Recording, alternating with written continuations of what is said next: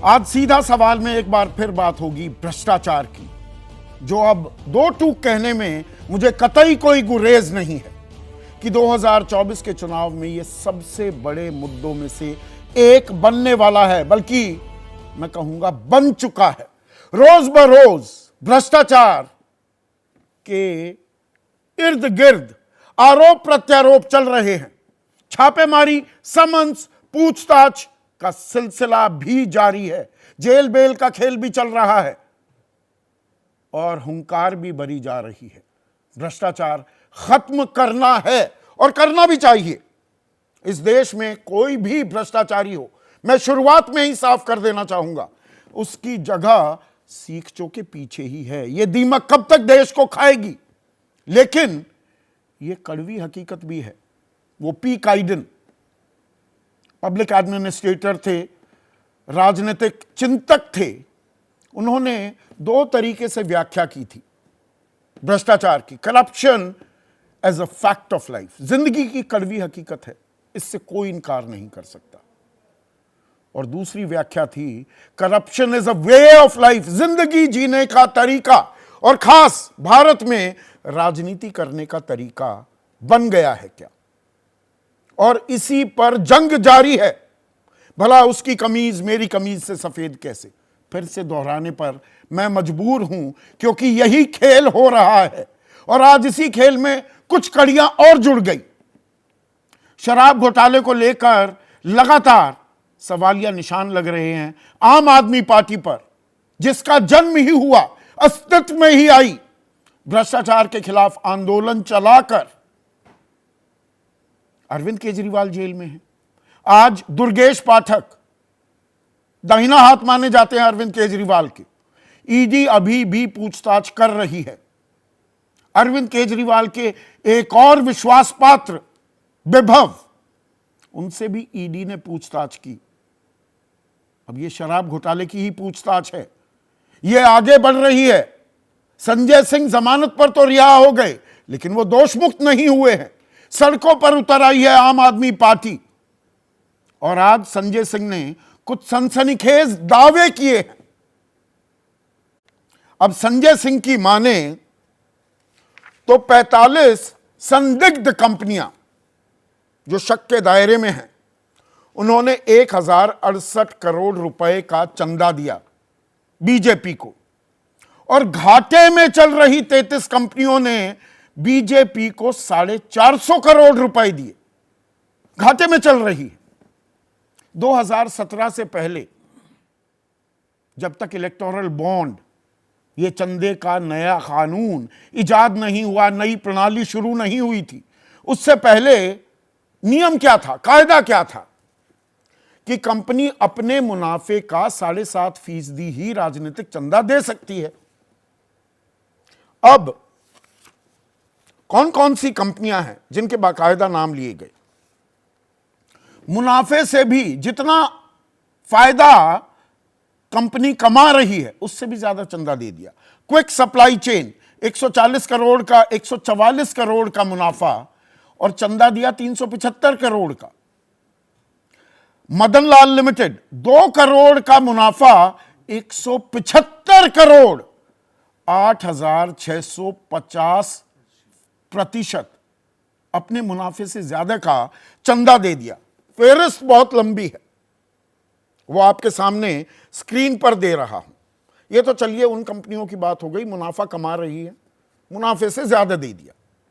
सवाल तो इस पर भी खड़े होंगे कि मुनाफे से ज्यादा कौन देता है भाई। मेरी तनख्वाह जितनी है उससे ज्यादा मैं चंदा देने लगूं तो आदमी कहेगा, और मेरे घर वाले तो खासकर कहेंगे कि पगला गए हो क्या, दिमाग फिर गया है। अब कुछ कंपनियां जो घाटे में चल रही हैं, भारतीय एयरटेल 77,000 करोड़ रुपए का घाटा दिखाया है पिछले 7 सालों में, और चंदा दिया 200 करोड़ रुपए का। पीसीआर वो ग्राफिक्स भी चलाइए। डीएलएफ 130 करोड़ का घाटा पिछले 7 सालों में, और चंदा दे दिया 25 करोड़ का।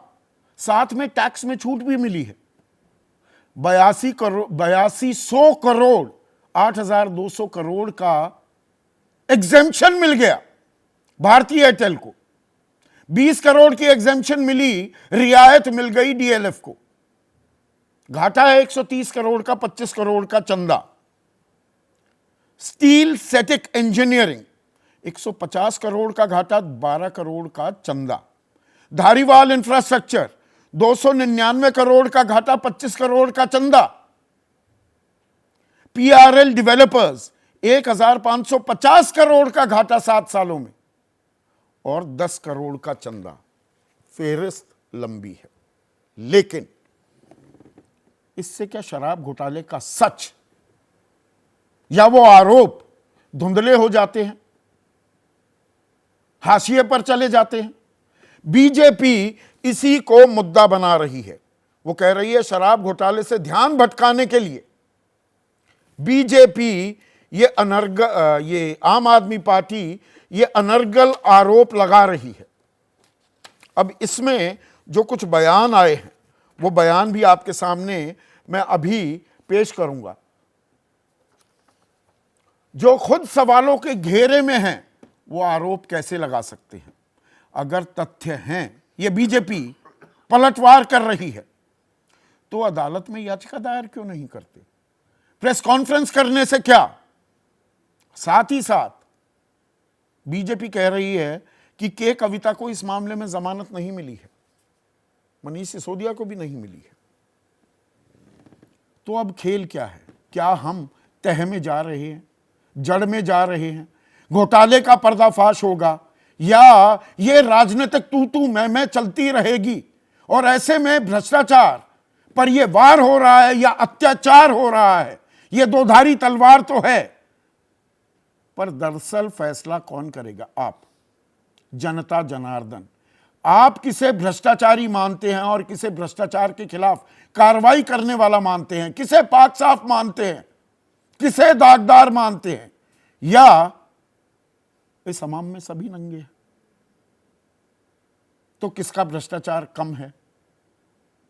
क्या खेल यहां पर भी आकर अटकेगा? यही है आज का सीधा सवाल। और सीधा सवाल, पहला सवाल क्या है? आम आदमी पार्टी में होगी और गिरफ्तारी, यानी कि गिरफ्तारी का सिलसिला, ये तलवार लटकी रहेगी क्या? या दाल में काला ही नहीं, दाल काली है? और क्या केजरीवाल हैं भ्रष्टाचारी? ये पहला सवाल। और 24 का मुद्दा करप्शन यानी कि भ्रष्टाचार। जनता किसे जिताएगी इलेक्शन? जैसे ही घड़ी का काटा दोपहर 2:30 पे आए, बबीता जी का दिल सास बहू साजिश के लिए मचल जाए। और ये है इनकी बहू, पूरे दिन ऑफिस की टेंशन हो जाए गॉन जब ये करें अपना फेवरेट शो फ्री टाइम पे ऑन। इनकी तरह आप भी देखिए अपना फेवरेट शो अपने टाइम पर और डाउनलोड कीजिए एबीपी लाइव ऐप अपने स्मार्ट टीवी पर।